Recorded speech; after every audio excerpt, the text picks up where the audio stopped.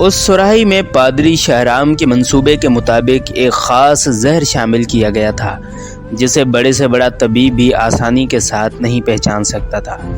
شراب حلق سے اترتے ہی لوکس کی حالت گیر ہونے لگی۔ وہ شدید کرب کے عالم میں فرشی نشست سے اٹھا اور لڑکھڑاتی ہوئی زبان میں رقاصہ سے پوچھنے لگا، سوسن، آج تو نے مجھے کیسی شراب پلا دی ہے کہ میرے دل کی دھڑکنیں قابو میں نہیں ہیں؟ سوسن کے احمری ہونٹوں پر قاتلانہ تبسم ابھر آیا۔ سلطنت روم کے عظیم وزیر ساقی بھی وہی ہے، جام و پیمانہ اور سراہی بھی وہی ہے۔ شاید یہ موسم بہار اور چاندنی رات کا اثر ہے کہ شراب میں تیزی آ گئی ہے اور نشہ عام دنوں سے زیادہ ہو گیا ہے۔ لوکس کچھ اور کہنا چاہتا تھا مگر اچانک اس نے دونوں ہاتھوں سے اپنے دل کو پکڑ لیا۔ وزیر سلطنت کا چہرہ پسینے سے تر ہو گیا۔ وہ شدید اذیت کے عالم میں چند قدم آگے بڑھا اور لڑکھڑا کر فرش پر گر پڑا۔ لوکس کی یہ حالت دیکھ کر رقاصہ سوسن مسلسل مسکرائے جا رہی تھی۔ وزیر لوکس بڑی مشکل سے اٹھ کر بیٹھا، پھر اس نے پوری طاقت سے چیخ کر کہا، جاہل اور ریاکار پادریوں، تم نے اس شخص کو قتل کر ڈالا ہے جو روم کا دماغ تھا۔ اب تمہیں خداوند کے قہر سے کوئی نہیں بچا سکتا۔ یہ کہہ کر لوکس نے ایک بار پھر کھڑے ہونے کی کوشش کی، لیکن وہ اپنے قدموں کا توازن برقرار نہ رکھ سکا اور دوبارہ اوندھے منہ زمین پر گر پڑا۔ پھر چند لمحوں بعد اس کی حرکت قلب بند ہو گئی۔ رقاصہ سوسن تیزی سے جھکی۔ اس نے کئی بار لوکس کو آواز دی مگر جب وزیر سلطنت کے جسم کو ہلکی سی جنبش بھی نہ ہوئی تو اس نے کسی طبیب کی طرح لوکس کی کلائی پر اپنا ہاتھ رکھ دیا۔ وزیر سلطنت کی نبض ڈوب چکی تھی۔ لوکس کے عشرت قدے میں رقاصہ سوسن کا تیز قہقہ گونجا، مگر جب یہ گونج ختم ہوئی تو اس کے کانوں میں پادری شہرام کی صدا ابھری، اگر تو نے عیسائیت کے ایک بڑے دشمن لوکس کو مار ڈالا تو مقدس باپ اور بیٹا تجھ سے راضی ہو جائیں گے، تیرے سارے گناہ دھو دیے جائیں گے اور تو پارسا عورتوں کی طرح جنت میں داخل ہو جائے گی۔ پھر جب رقاصہ سوسن وزیر سلطنت لوکس کے کمرے سے نکل کر محل کی راہداری سے گزر رہی تھی، اس کے دل و دماغ پر شرساری کیفیت طاری ہو گئی تھی۔ سوسن یوں محسوس کر رہی تھی جیسے وہ جنت کی کسی وادی میں محو خرام ہو۔ دوسرے دن قیصر روم اپنے مشیر خاص کی لاش پر اداس کھڑا تھا۔ شاہی طبیب تمام تر کوششوں کے باوجود اس زہر کی نشاندہی نہ کر سکے جسے پادری شہرام نے بڑی ذہانت کے ساتھ لوکس کے جسم میں داخل کرایا تھا۔ پھر وہی ہوا جس کی پیش گوئی لوکس نے اپنی موت سے پہلے کی تھی۔ اب اسلامی لشکر عیسائی سلطنت کی طرف پیش قدمی کر رہے تھے۔ پھر کچھ دن بعد امین الامت ابو عبیدہ بن الجراح رضی اللہ عنہ کی قیادت میں اسلامی فوج نے دمشق، اردن اور حمص پر قبضہ کر لیا۔ یہ تمام عیسائی علاقے قیصر روم کی حدود میں شامل تھے۔ ابو عبیدہ رضی اللہ عنہ نے جزیہ لے کر تمام عیسائیوں کو مکمل امان بخشی اور برابری کے حقوق عطا کیے۔ نہ کسی عورت کی آبرو ریزی کی گئی، نہ کسی بوڑھے اور بچے کو قتل کیا گیا اور نہ ان کے مکانوں کو آگ لگائی گئی۔ مسلمانوں کے اس طرز عمل کو دیکھ کر عیسائی عورتیں اور مرد آپس میں گفتگو کیا کرتے تھے کہ یہ کیسے فاتح ہیں کہ جنہوں نے ہماری عزت و آبرو کے پہرن کو چاک نہیں کیا، ہمیں سامان رسوائی کے ساتھ بازاروں میں نہیں پھرایا اور ہمارے مال و متاع کی طرف دیکھا تک گوارا نہیں کیا۔ زندگی کی یہ رعایتیں، یہ امن و سلامتی، یہ عدل و انصاف اور یہ مساوات تو ہمیں ہرقل اعظم نے بھی نہیں بخشا تھا۔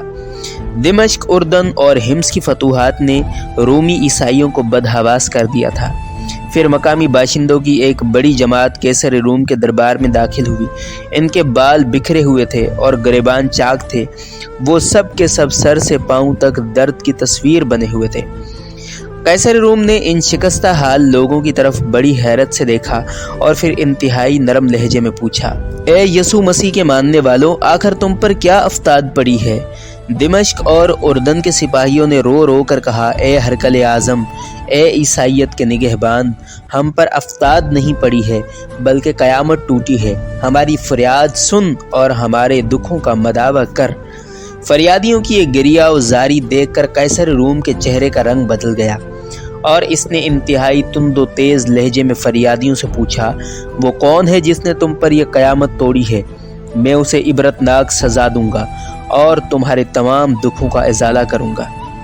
وہ عرب کے مسلمان ہیں جنہوں نے ہماری زمینوں پر قبضہ کر لیا ہے اور ہمارے گھروں کو آگ لگا دی ہے، ایک فریادی نے زار و قطار روتے ہوئے کہا۔ بوڑھے اور بچے قتل کیے جا رہے ہیں، دوسرے فریادی نے ہچکیوں سے روتے ہوئے دنیا کا سب سے بدترین جھوٹ بولا۔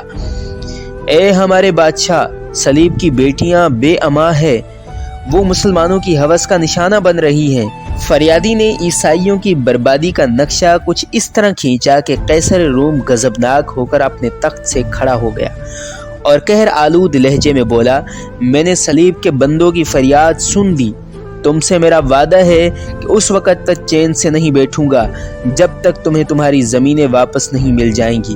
آج سے تم انطاکیہ میں ہمارے مہمان خاص ہو۔ اس وقت انطاکیہ قیصر روم کا دارالحکومت تھا۔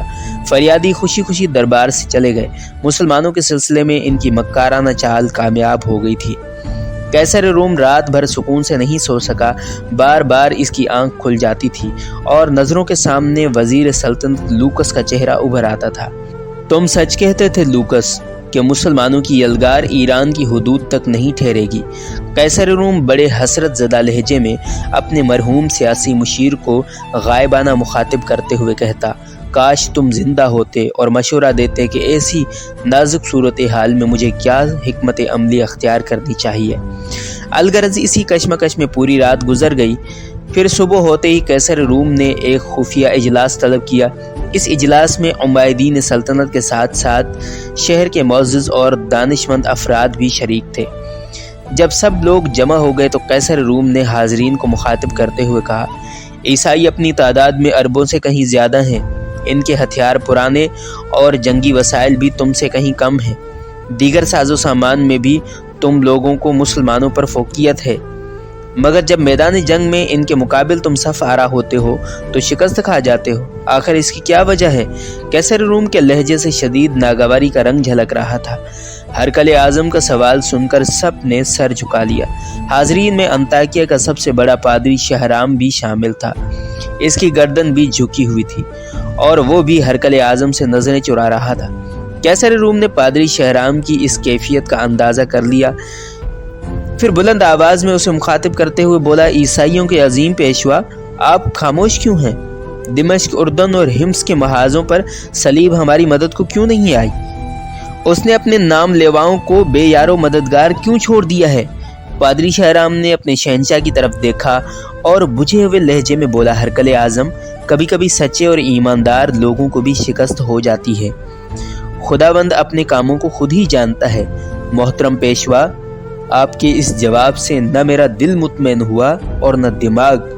کہیں کوئی نہ کوئی خرابی موجود ہے جس پر مصلحت اور خاموشی کا پردہ ڈالا جا رہا ہے۔ قیصر روم کی بات سن کر حاضرین کی گردنوں کا خم کچھ اور نمایاں ہو گیا۔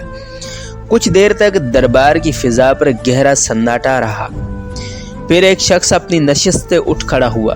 یہ انطاکیہ کا ایک معزز اور نیک نام عیسائی ایمن تھا۔ اس نے باوقار لہجے میں قیصر روم کو مخاطب کرتے ہوئے کہا، آپ نے سچ فرمایا کہ ہم میں کہیں نہ کہیں کوئی خرابی موجود ہے جس کی وجہ سے یہ ذلت اور شکست ہمارا مقدر بنی ہے۔ آج میں اس خرابی کو اس مجلس خاص میں سننا پسند کروں گا۔ قیصر روم کے لہجے سے بدستور تلخی جھلک رہی تھی۔ ہرقل اعظم، مجھے اس بات کا یقین دلائیے کہ مجھے سچ بولنے کی سزا نہیں دی جائے گی۔ ایمن کے چہرے سے ہلکا سا خوف جھلک رہا تھا۔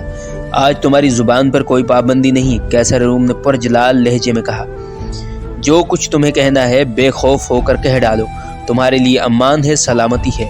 قیصر روم کی طرف سے اجازت ملتے ہی ایمن نے انتہائی پرسوز لہجے میں کہنا شروع کیا، ہرقل اعظم کو معلوم ہونا چاہیے کہ دمشق اور اردن اور حمص کے آنے والے عیسائیوں کی جماعت کا ہر فرد جھوٹا ہے۔